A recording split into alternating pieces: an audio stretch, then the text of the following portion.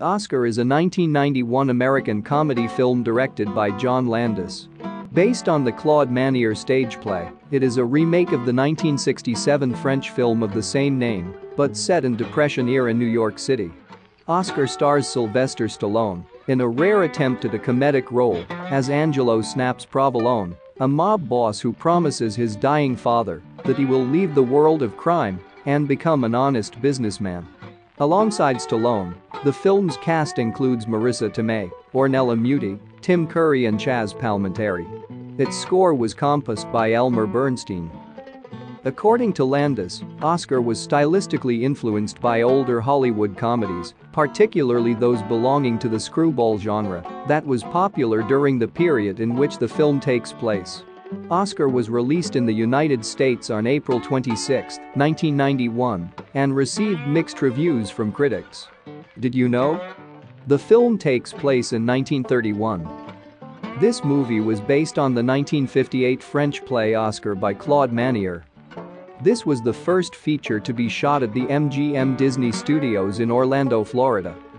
One night, after filming wrapped, a fire destroyed several sets, many of the actors' trailers, among them Tim Curry's, all of the costumes, and 21 valuable vintage cars.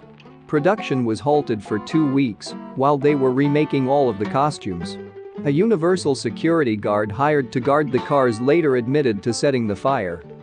The club where Anthony Rossano CPA, Vincent Spano, tells Angelo Snaps Provolone, Sylvester Stallone, he met his daughter is called Club 33, which is a real private club hidden in Disneyland.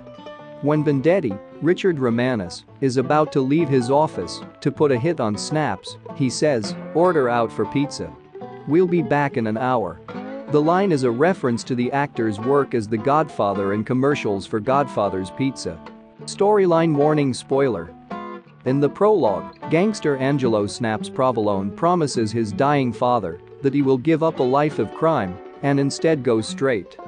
A month later, Snaps awakes at his mansion and begins his important morning.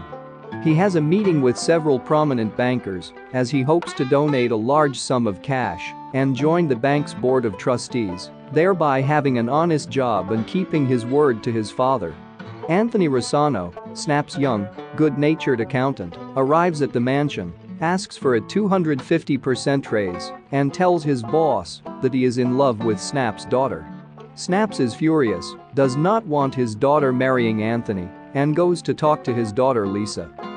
The only child of Snaps and Sophia, Lisa is a spoiled daughter whose dreams of seeing the world's great sights run into a roadblock because of her overly protective father.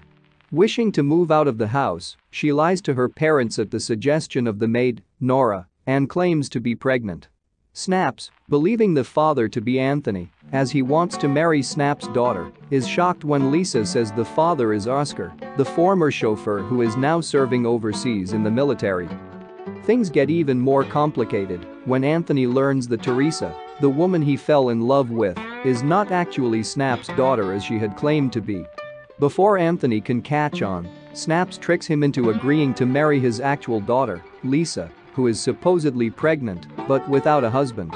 Both Lisa and Anthony are unhappy at the hasty arrangement, and the pair luck out when Lisa falls in love with someone else, Dr. Thornton Poole, Snaps' dialectician, whose frequent world travels appeal to her adventurous nature.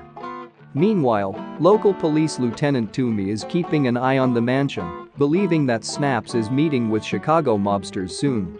Also watching Snaps is mob rival Vendetti, who also believes that Snaps is meeting Chicago mobsters. Vendetti plans a hit on Snaps in the early afternoon, while Tomei plans a raid at the same time to catch Snaps red-handed.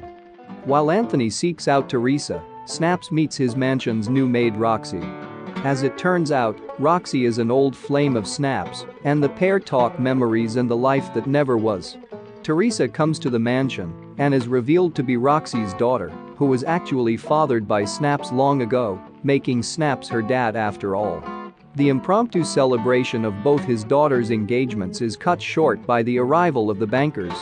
During the meeting, Snaps senses the bankers are giving him a raw deal. They do not intend to give him any actual influence in the bank's operations, despite the money he is willing to invest. The meeting is interrupted by police officers and Tomei, who is embarrassed to find no money or gangsters present on site. He leaves the mansion just in time for Vendetti's car full of armed men to crash right outside. Tomei smiles at reporters and arrests the men. Despite his father's wishes, Snaps realizes that he would rather deal with gangsters and gunmen than respectable bankers and decides to abandon his short-lived honest ways and return to a life of crime. The final scene of the movie shows a double wedding for both his daughters. Oscar himself finally appears and objects to Lisa's marriage, but he is carried off by Snap's men and the weddings end happily. See you later.